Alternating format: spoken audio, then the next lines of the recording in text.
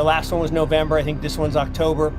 So somewhere between September and November will be the final peak. I don't think we're in a bear market. Hash rate still at all-time highs. Transaction levels are still good. Wallets still good. So all the fundamentals that I look at, the fair value still looks to be in the mid 80s, high 80s. So I don't think we pulled forward the peak. I think we could be in a kind of bumpy zone between now and July, and then from July till Halloween we pump, and then we get into the crazy levered speculative parabolic phase. Mark Yusko begins by acknowledging the inevitability of a market pullback. While he stops short of calling it a full-fledged recession, he notes that the probability of a recession has surged into the high 70% range. Historically, such high probabilities often materialize into an economic downturn. One of the key indicators he points to is the breakdown in the Nasdaq. The problem, as Yusko explains, lies in extreme valuations in risk assets. Even in historical bubbles like 1929 and 2000, valuations never reached the levels we've seen recently. Please take a little time to like this video, subscribe to the channel, and turn on post notifications for more videos like this. You can also check out our other videos on cryptocurrencies and the overall digital asset space, and drop your comments and observations in the comments section below. Everything you do helps with the YouTube algorithm and immensely contributes to the channel's growth. Thanks and enjoy the video.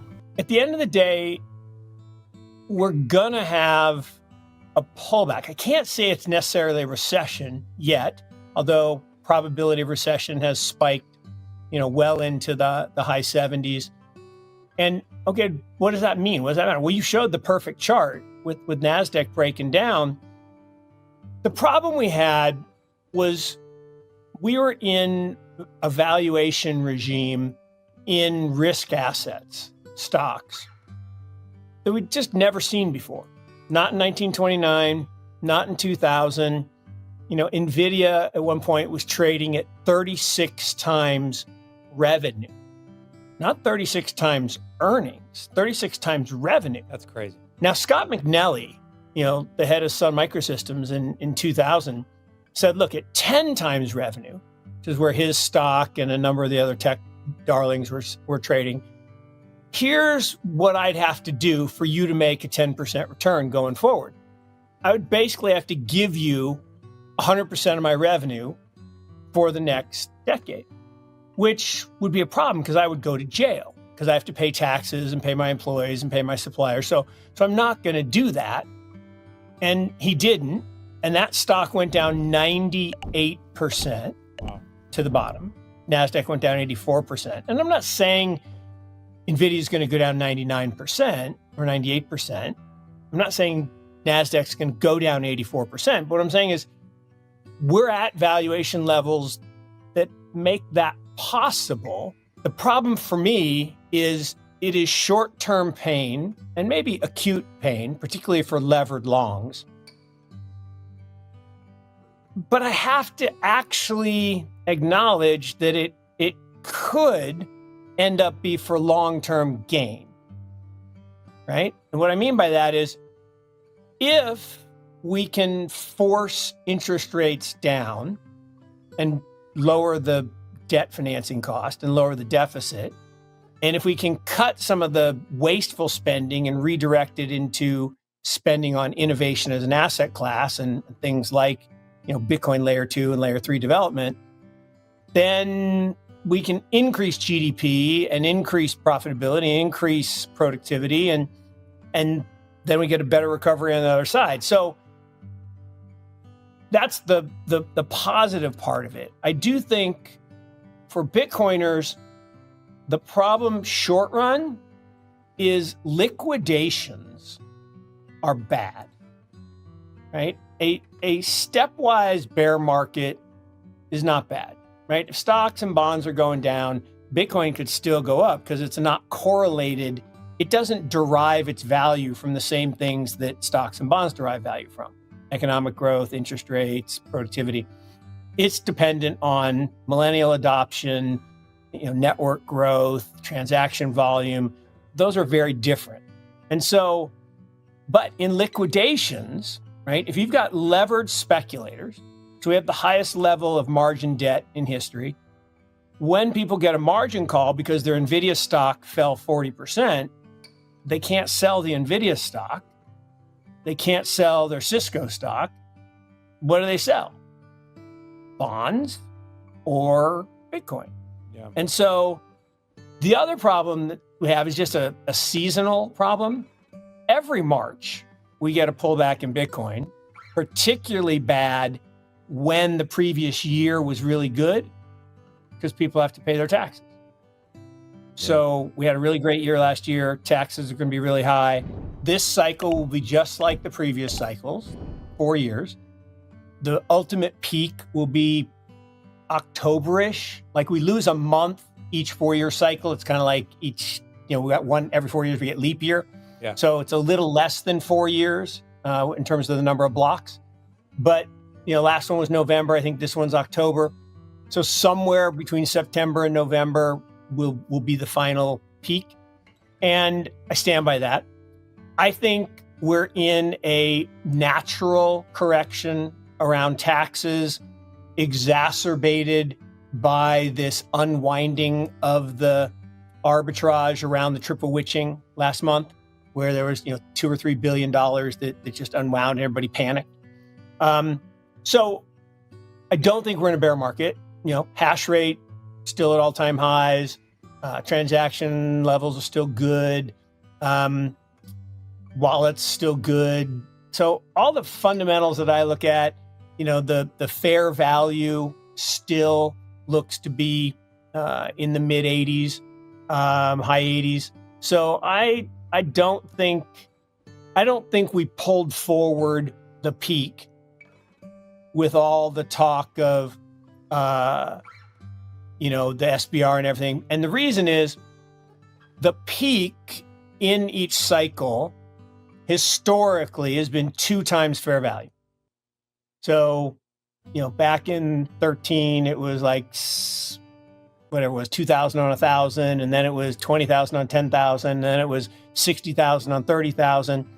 And I think this time it'll be 160, 170 on 85, but I don't think we get to 2 times this time because I don't think there's as much leverage. So I've been saying 150 feels right to me.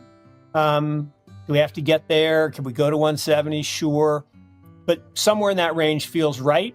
I think we could be in a kind of bumpy zone between now and July. And then from July till, Halloween, we pump, and then we get into the crazy levered speculative parabolic phase.